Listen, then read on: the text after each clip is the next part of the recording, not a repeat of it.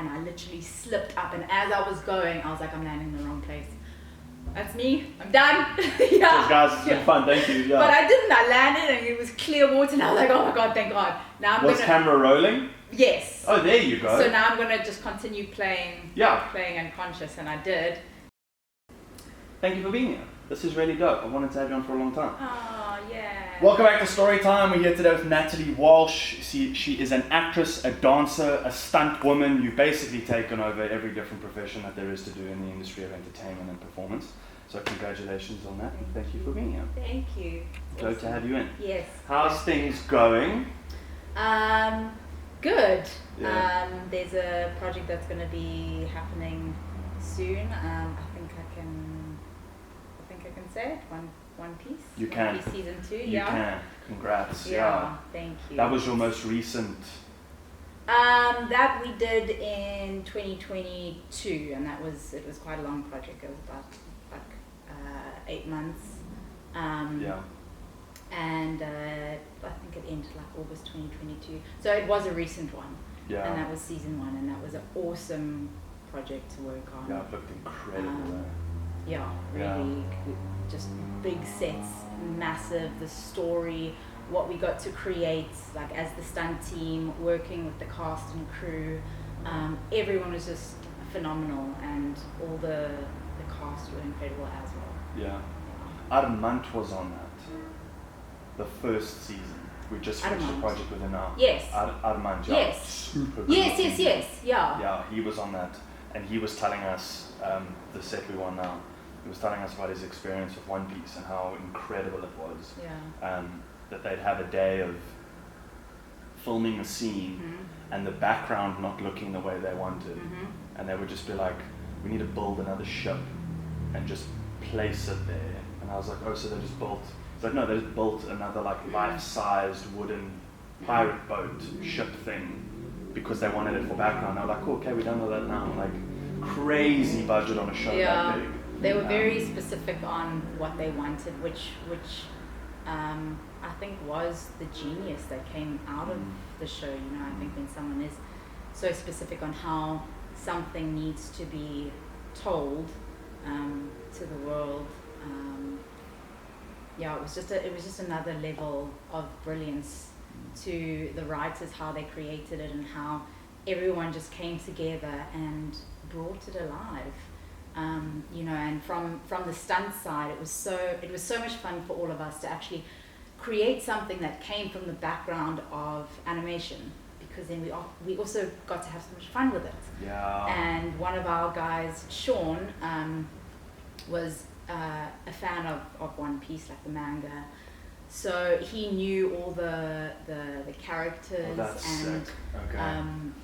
and all like their traits, and so we were able to then kind of bring that into our fights, and you know, film it in certain ways.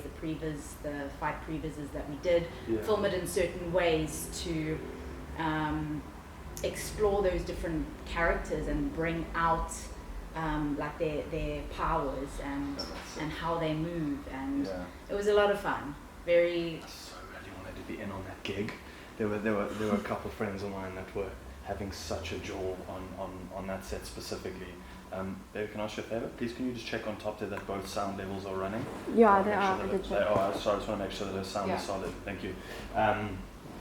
So going into Stunt, the part of it that fascinates me about it is that you guys have to carry the performance side in terms of the physicality, but as well as the storytelling element, like you're saying, of knowing the different characters, the different powers or abilities or whatever. So when you go into a set like One Piece and you're going to perform as a stunt woman, what does your prep look like in terms of, if you were an actress and you were worrying character, now you still have that concern, but with all these other elements as well? Well, with the fight prep, we do fight design. So obviously we get the script, we read everything and where all the action is, and then the fight team will create a previs, so a pre-visual of what that specific fight scene would be. And it could be something that, like in the script, is just a line, but we create a whole fight That's so sick. out of it. And obviously we'll have the actors in to assess their ability and what they can do, and have that in mind when creating the fights, and then obviously put their character traits and how they would fight, and how the actors can actually move, implement that into it. Okay. And then portray that, out to the crew and the producers and directors to say this is how we think the fight should go. But we have our stunt coordinator, our fight choreographer, and we create the fight previews of that specific scene and go, what do you think? Is that you've got those really cool videos that you put on Instagram, where it's just you and a dude just like going at it, like beating the crap out of each other. They're so sick in a room that's like filled with boxes. Yes. You create like the visual room as well that you're going to be doing the scene. Is that those visuals? So there's some that are actually have been done on set, where that is the fight previs, and then there's some that it's just our own creation that we've done, our own little fight that we've put together and filmed. Some of them that you've seen, some are from fight previses from films and series, and others are just our own. There was one you put up.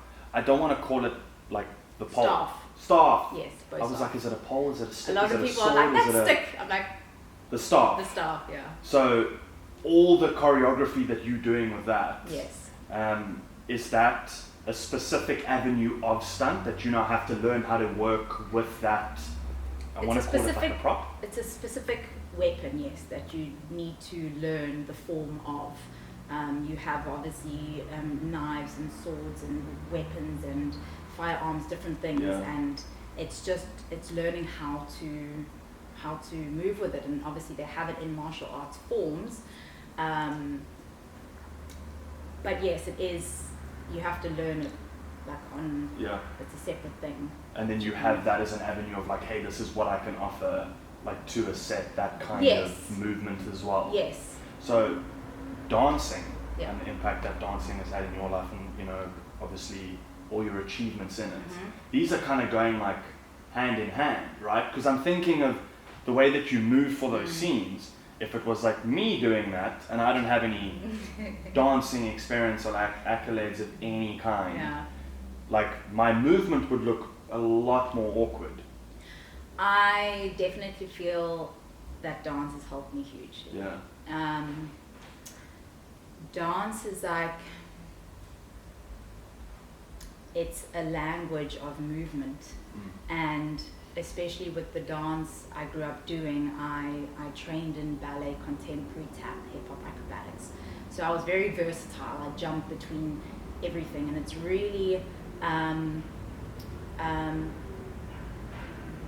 you kind of end up becoming like expert, but it's like an expert in movement. You understand movement. You understand how to move. So when we would do like auditions or work with different choreographers, all different choreographers, I'm talking about dance now, have all their different styles. And you need to be able to pick up their specific style like to the T.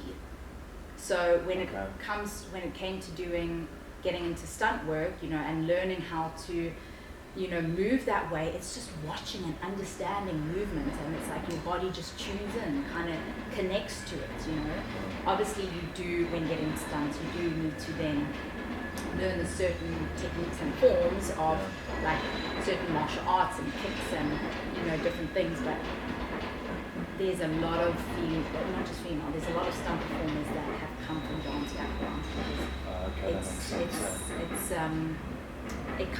It flows into that avenue quite nicely because it's all about movement. It's just different expressions of movement, like stunts and dancing. How open are the conversations between yourself and actor, actress, going like, hey, are you comfortable going this far? What do you want me to step in on? Or the lines kind of drawn in the sand beforehand? usually it's in the rehearsal space, but also it's been taken off from their assessment and what, you know, they can do. Usually we'll teach them, like for the fight design that we've done for a specific scene, we'll teach them what we've created and see how much they can do within, you know, the safety zones for them. Because like I said, sometimes they are eager and do want to do more, but maybe it may not be as safe. But like, I mean, when I worked on One Piece, Emily Rudd, the actress that I was doubling for, was incredible. I mean, she could just move. You've been set on fire. Yeah. How's that? So I did a very cool music video called Game of Love with another stunt performer, and it was actually quite beautiful because they wanted to bring the fire into as like a symbol for like what was going on in our relationship, and we actually did some dancing with the fire on. So with that, we only had the fire put on our legs and our back, so it wasn't too much, so we could still move, but you still kind of, if the flames are coming up, you still kind of have to like move around it a bit. So that was over 2 night shoots that we did, and it was like you're constantly being set on fire because you're doing it over and over again. And that was with kind of the dancing sequence, being set on fire, and then we did there's a point where we run towards each other, and that's in a full body burn. And there's definitely safety protocols that you follow with that. You don't want to breathe it in. That was going to be my next question. How do you breathe? So you have a fire gel on you that protects you, but obviously if the fire is burning for a long time, that, you know, it eventually gets hot and can burn you, with which then you drop down and the guy comes with the fire extinguisher and puts you out. And dancing must feed the flame, metaphorically, and like, you know, like must feed it so much more with all the movement, I imagine, right? Where we were doing it, it was actually very windy. So it was actually at the top by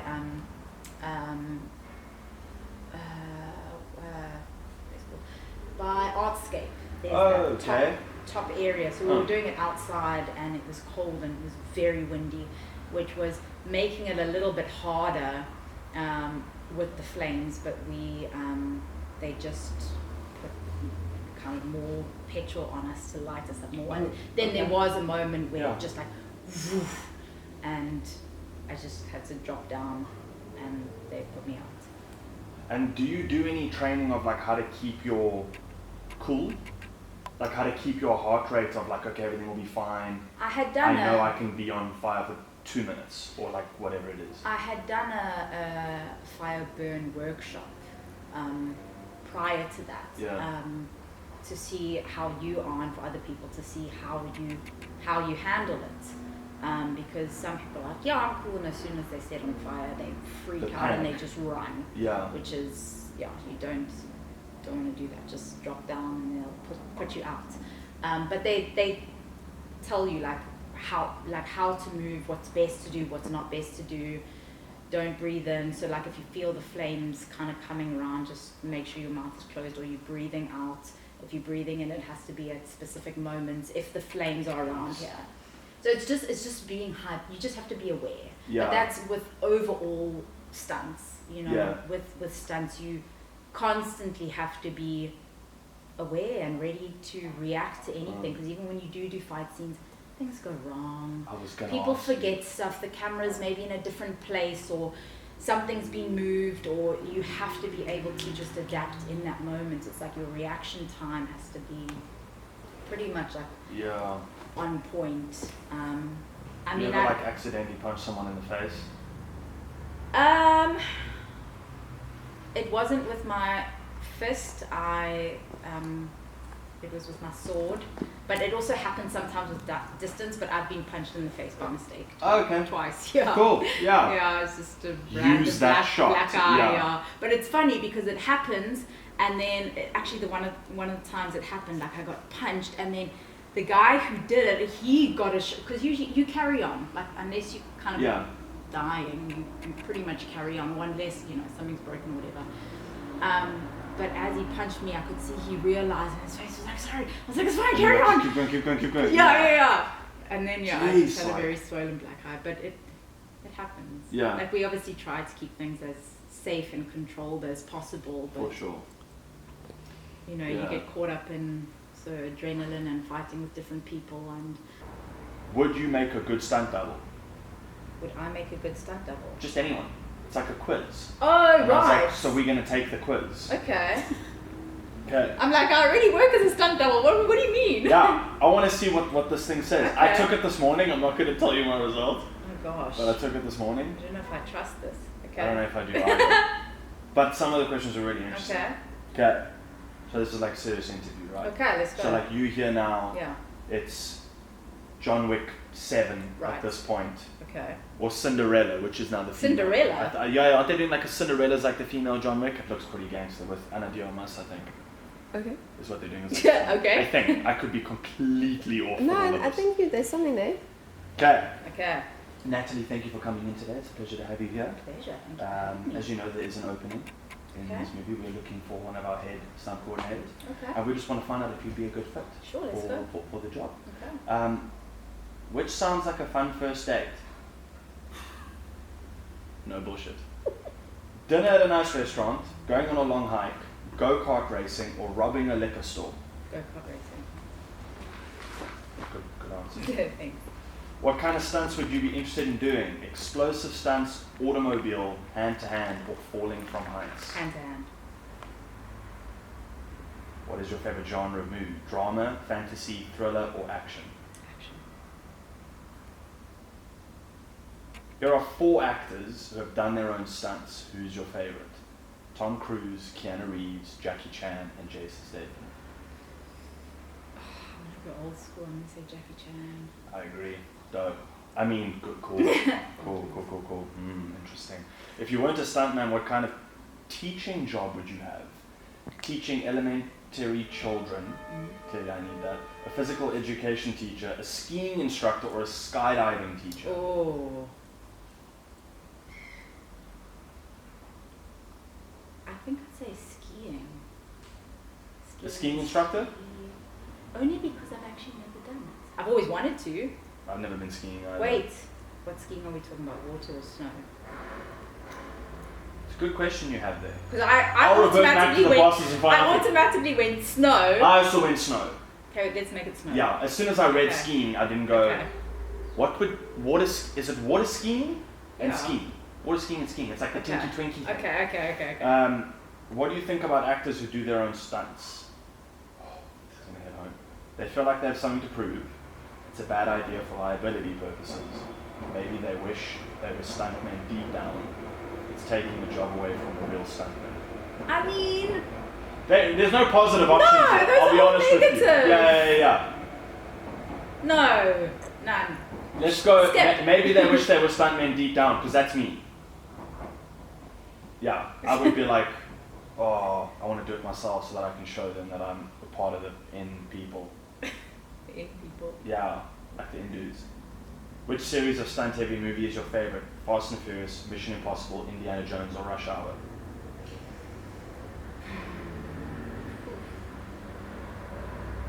I grew up watching Indiana Jones. It's a gangster movie. It is. I mean, I even watched on the tapes. I think I might like do that. Yeah. Push-in tapes? Yeah. Giving away my generation. You have to go in it. No, I watched all the like OG Star Wars. Yeah. So good. Do you think Bruce Lee could be considered a stuntman? No, he was just not hitting his fight scenes.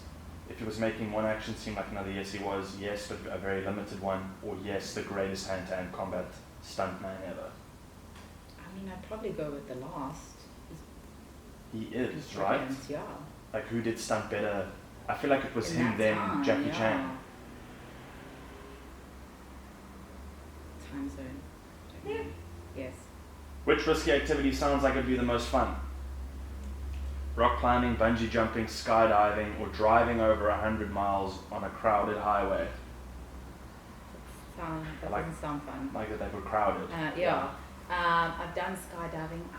Probably, what's the first one? Rock climbing and bungee jumping. I've done a bit of rock climbing. I'd say bungee maybe. Would you bungee jump? Yep.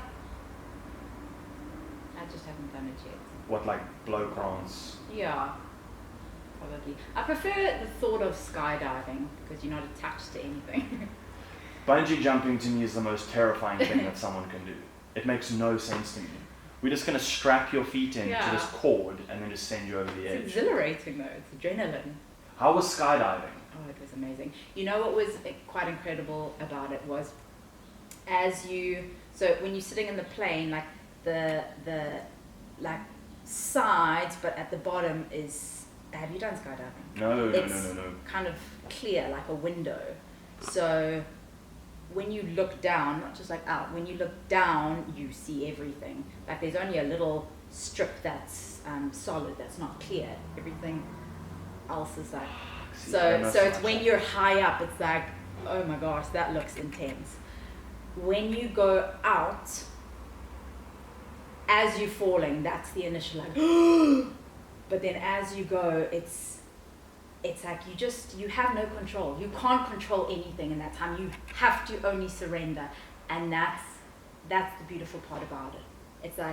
It's actually like a metaphor in life. Like you just have to let go sometimes. Yeah. You can't control certain things. Just surrender. Just let go. Just enjoy the ride. Is there not an easier way to learn that lesson than like? I mean, yeah, there is, but that is one to kind of like really drive the point home. I think it's the flying up that to me is scarier than the actual jumping.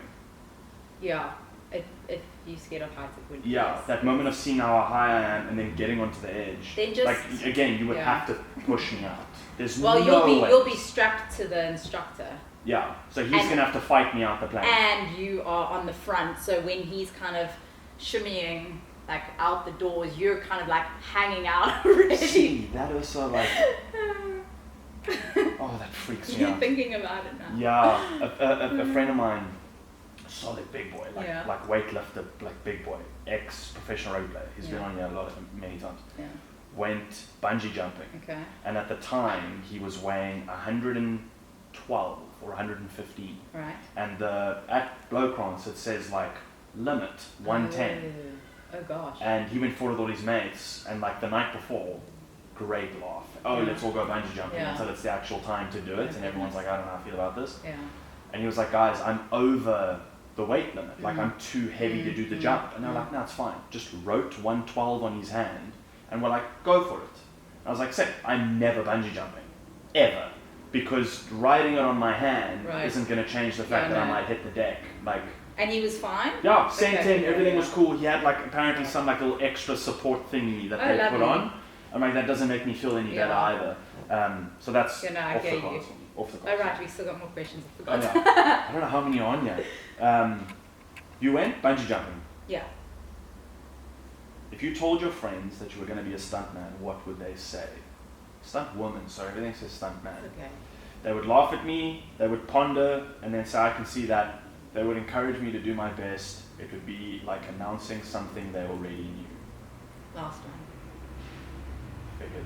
If you're in a car, she's hurling through the air, set to hopefully land on a ramp, but it looked close.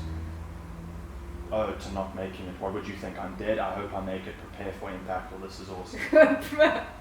Probably a mix of all of those. Oh shit. Who's thinking this is awesome? Well, no. Okay, yeah, no. If I can see I'm not going to make it, I'm not going to be like, this is sick. No.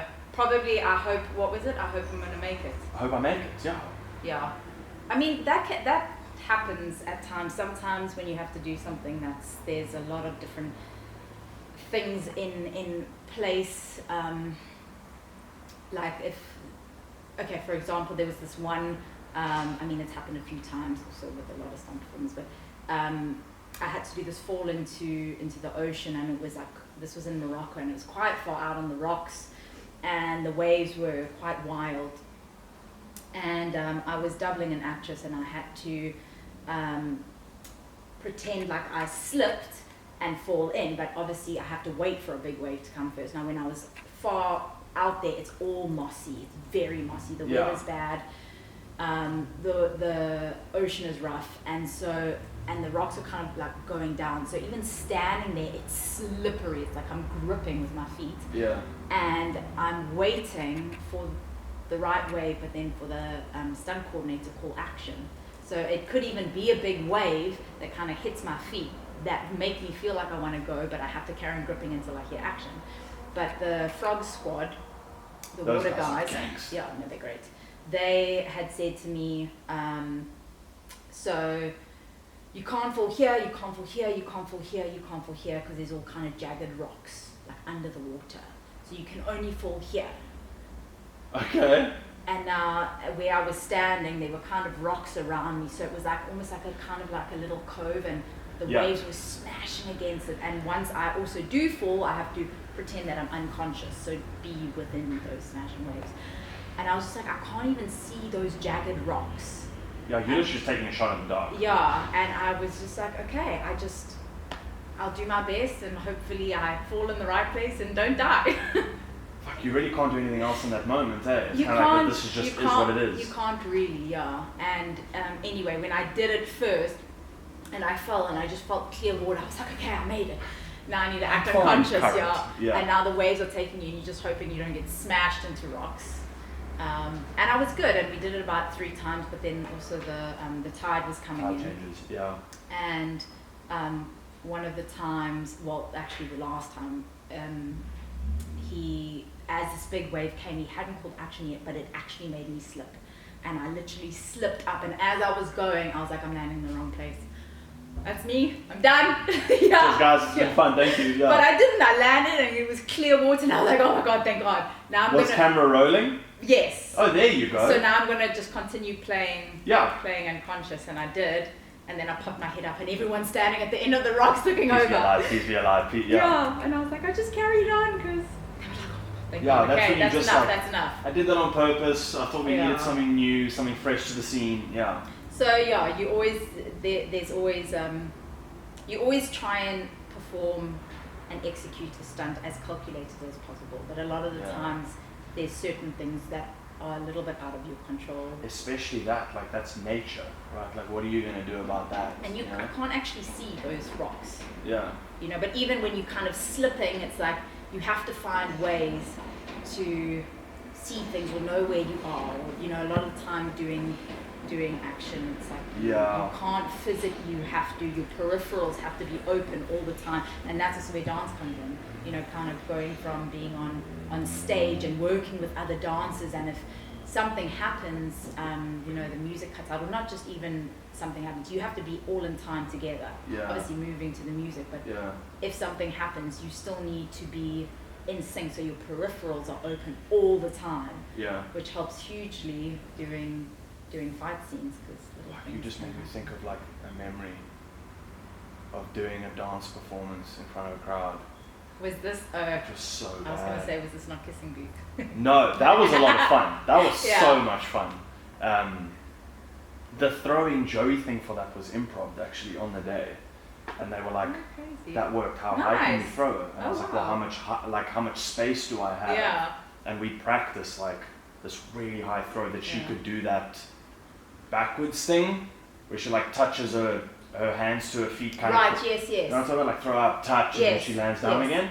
And then on the day, didn't realize that there's like 8 chandeliers hanging throughout the hall. So I had to shift all the choreography slightly off to be able to land in between them. Yeah. But it was for a competition in high school. I think it was like Mr. and Miss of the school or whatever. Yeah. And one of the things was that you had to do a dance. Oh, goodness. And it was myself in school, it was very sweet, she's a legend. Yeah. And we started the dance and got like 10 seconds in and missed a step. And so she just decided to stop. And this is on the day in front of a hall full of people. Yeah. And so she stopped, so I did the rest of the dance. Yeah. By myself. Well done though, you just carried like on. Looking at her, just like trying to like, please help me out here. And then we did 2 different dances. The second one, I'm sitting in a chair. Yeah. And it had to be like a she's doing like a, what's the word? Like a very seductive kind of dance to get you to get out of the chair and then finish the rest of the piece with it as like a duet or a duo, whatever it is. And she does it in heels. Okay.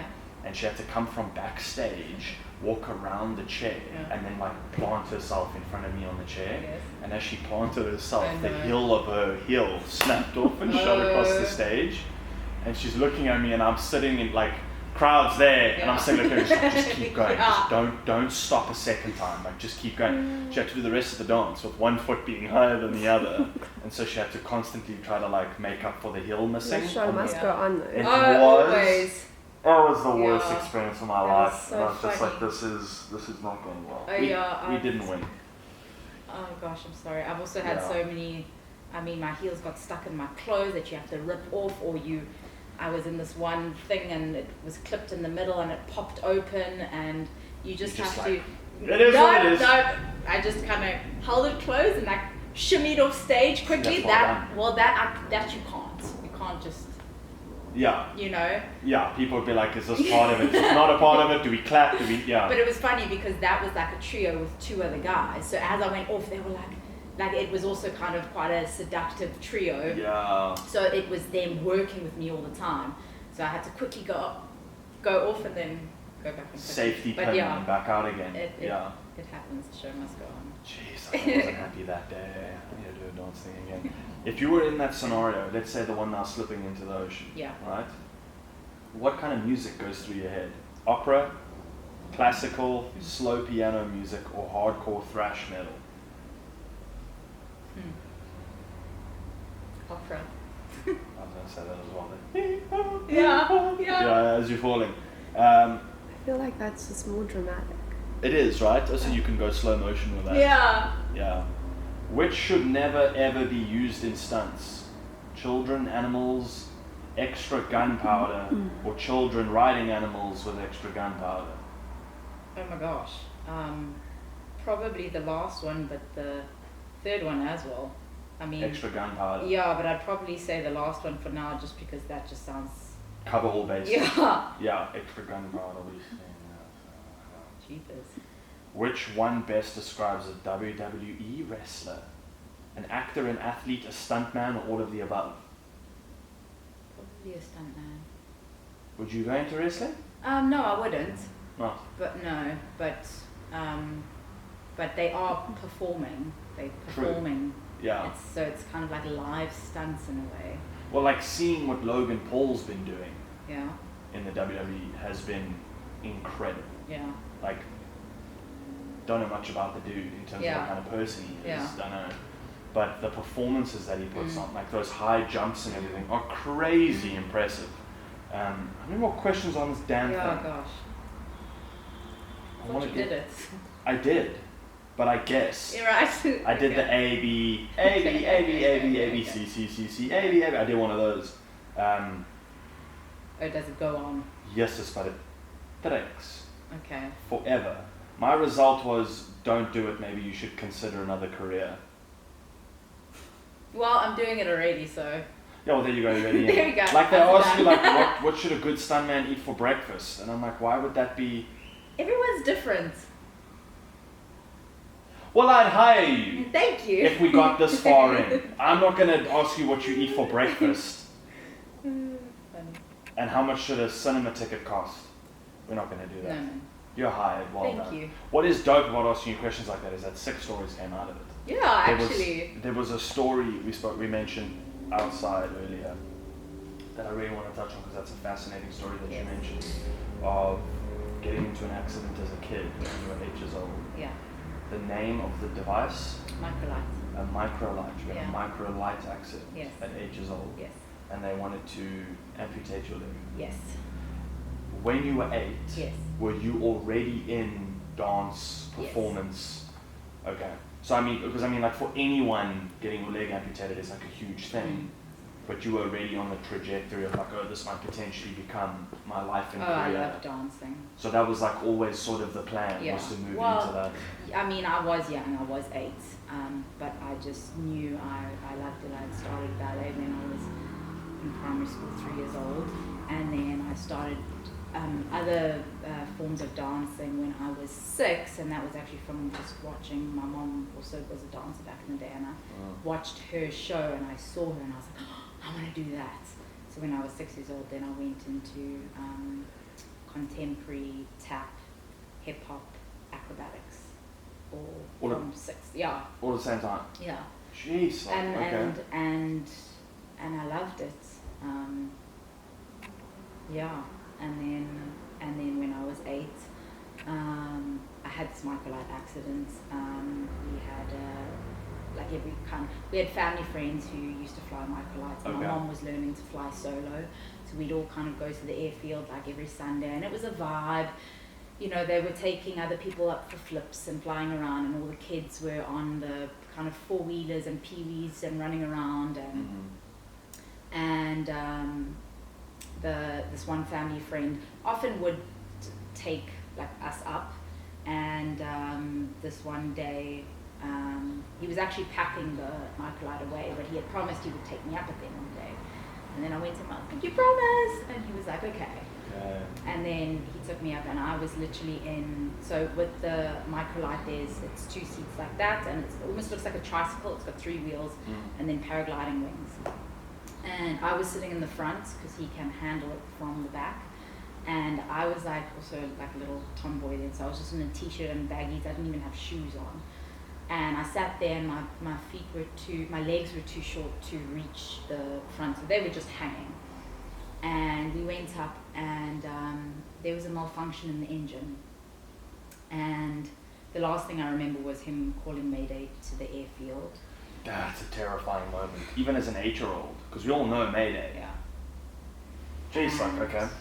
And then it started, the engine cut out fully, and they glide, which was great. Started gliding down, and as it was getting lower, he had seen a full field that he could land on, but as he was getting closer, there was this big wall that was there, this huge wall, and the trajectory would have gone straight in. So what he did was as he got close to the ground, he just nose dived it into the ground, and there was just debris and rocks and stuff everywhere, and my left leg just obviously got caught under and in that, and my leg was literally like what they call butterfly open. It's literally like from my knee down to my ankle, just completely butterflied open to the bone. I broke my right leg, clean break, dislocated my left shoulder, and got hit in the head quite hard with the handlebar. It's a very faint scar now. Yeah, and then it kind of, I think, rolled and landed upside down, and I was hanging out of the seatbelt, apparently unconscious, and then was dead, and then I just started crying, and he pulled me out. Anyway, there were these guys playing soccer nearby, and they got us in the car and rushed us back to the airfield, and then my mom was there and the other family friends, and then they rushed us to hospital. The pilot was still conscious and fine. He had just fractured his collarbone. And then I went straight in, and they wanted to, when I went into theatre, they had said that they're probably going to need to amputate my leg. Because it was butterflied so badly. So apparently they didn't see that it was actually like sliced open. It was just like the whole bone was exposed. So I think they thought like just a whole chunk had been taken out, and you can't really leave a wound open.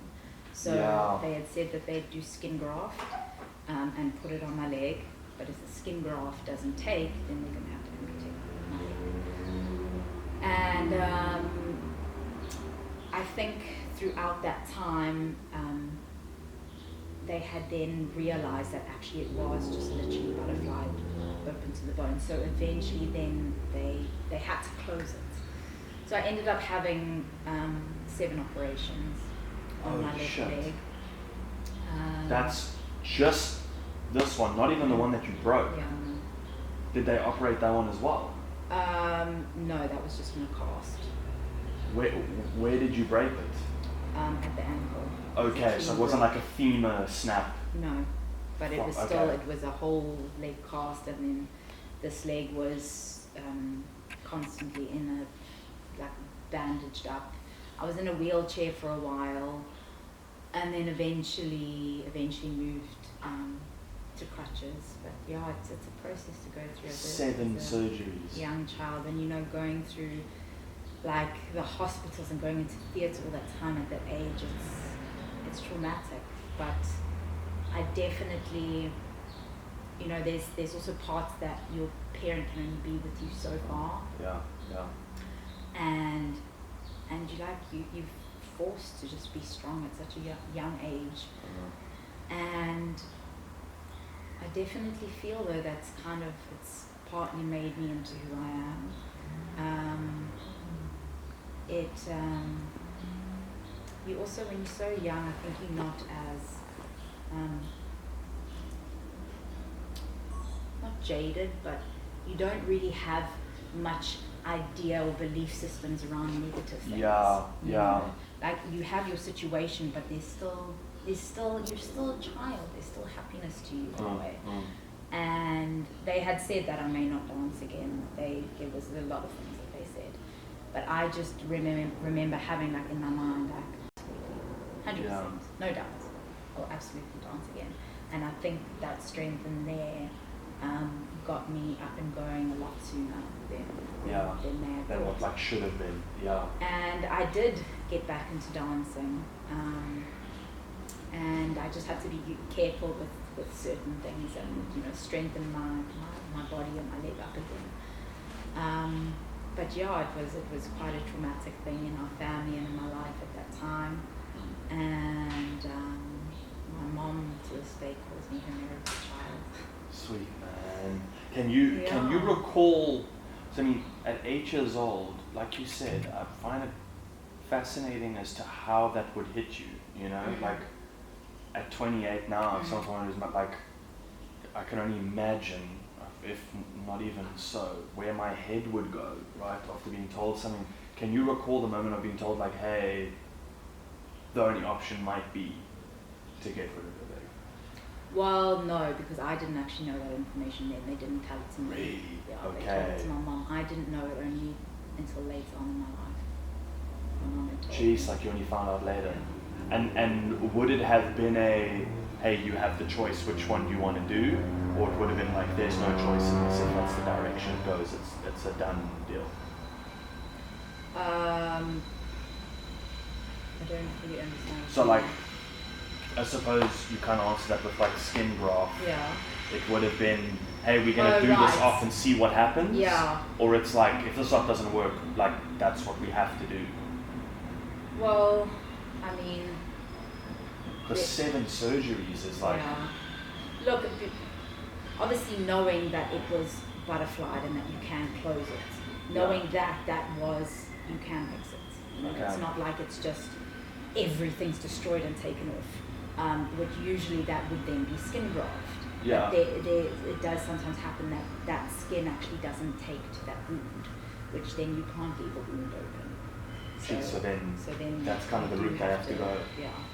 And you haven't since done anything similar to that? So like paragliding or like abseiling? I've done, I did skydiving. Skydiving. Yeah. Did that bring it back for you? No. Not really? No. I wouldn't get in a microlight again. I was about to say, yeah, I think if you were to do something like that, obviously that would kind of... I just also know of a lot of people that have had accidents and I just wouldn't get in a microlight.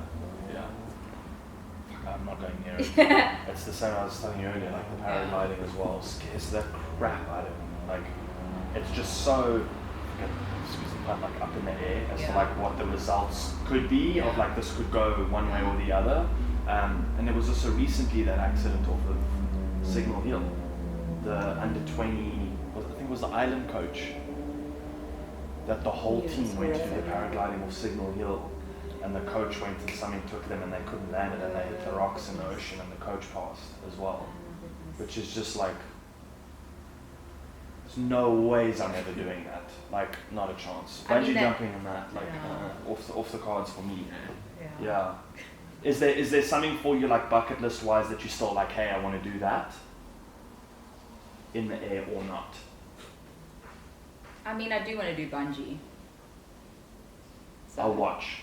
You'll watch? Yeah. Okay. We'll come and support. Yeah. And just be like, go Natalie. Yeah. And then you jump and then you can tell me all about it afterwards. Perfect. Yeah. Another Storytime podcast. There you go. And I'll just be like, so tell us about, and then I'll just sit here and be like, listen, don't bring it my way. Yeah. Jeez, like, fuck, I'm sorry that happened. That's a terrifying accident as an 8-year-old kid. But you know what, also, it's like,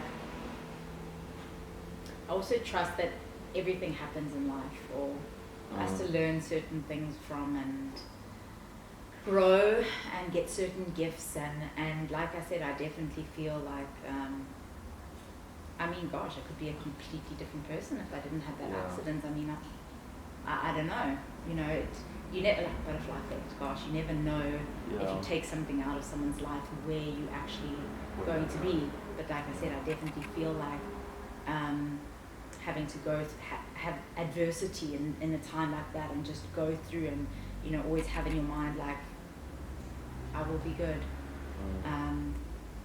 It's like a warrior spirit, like mentality. It definitely is, yeah. And it's carried me throughout my life, for sure. Yeah. Jeez, like these stories like this always get my mind racing of like, if I put myself in that situation, like how would I have felt in that moment? It was like the same, this episode will come out after the one with Caleb. I was saying like Caleb's story of like the shark attack as well. And he talks you through the moment of it happening, and I was just like, how did like, and I said, I asked him a question which is relevant to this as well. Whenever someone faces like such an extreme traumatic event, it always comes to mind of me like, where's your head at in that moment? And I said to him, when it was happening, when he was being attacked by the shark, what was the emotion in his head? Was he angry about it? Was he scared? Was he sad? Was he like experiencing dread for the future of like, I don't know what the outcome's going to be? He was like, dude, in that moment, it's literally fight or flight. It's like he cannot recall any emotion within that moment other than I need to get away from this, which is like your brain goes back to like natural way of behaving of like, hey, either we're going to fight or we're going to run, 100%. which is, I mean, I'm sure even at 8 years old, I don't remember the accidents. Really? Yeah. Like blank for you there. You remember Mayday and then peace out. Yeah. The only other thing I remember is actually lying in the back seat on the way to the hospital. I was lying across 3 laps. And I mean, I was like out of it, but I kept on trying to sit up and I kept on being pushed back down because I think it was my mom that was also in the back there and she didn't want me to see my leg. Because that will trigger like, So you're already in so much shock. Yeah. So and I have a memory of that, and then the next thing I remember is being in ICU after going into theatre the first time, but also like very out of it. And I remember my hair, my mom trying to wash my hair in ICU, like having a little bucket there. And just everything being so sensitive and so sore, but she said my hair was just full of like dirt and blood, and she just wanted to wash it for me. And so I remember that and just being in pain. And there's little memories that come, but I was in ICU for a bit first. Do you ever like experience now in like the day to day that like it will come to mind for you? What, like the like the memory or like the experience of it? Not really. No, not really. There'll be sometimes if I'm talking with someone who's maybe been in some other sort of accident, or I see a big scar or something, I'm like, gosh, how did you get that? And they tell me a story and I'm like, wow. And so sometimes I actually forget that I've been through something so big myself. And then it's almost a moment of being like, sure, I've been through something like that as well. And almost having a grateful moment as well. Like even there'll be sort of just once in a blue moon, like just seeing my leg because it's come a long way. And just having a moment of like, sure, like I've come a long way. Yeah. You know. And it's definitely, like you're saying, that everything happens for a reason. And I don't want to give reason to because it's your story, it's your thing, but I can imagine that for you, especially because your entire career is so physical and so dependent on your body and on your legs, right? That like you kind of approach it with so much more zest because of that, I would imagine. That you've kind of got this like underlying level of gratitude of like just getting horns because you have it.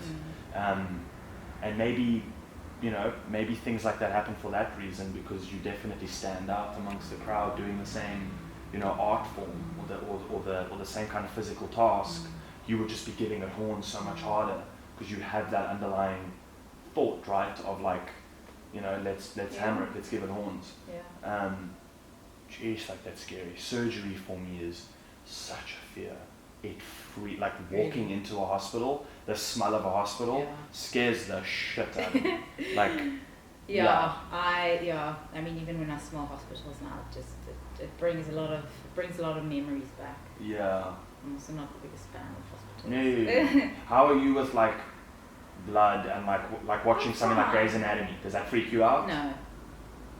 Can't do it. No. Oh, really? Yes. Like, what would you leave as advice to someone wanting to go into stunt work, someone wanting to go into dance?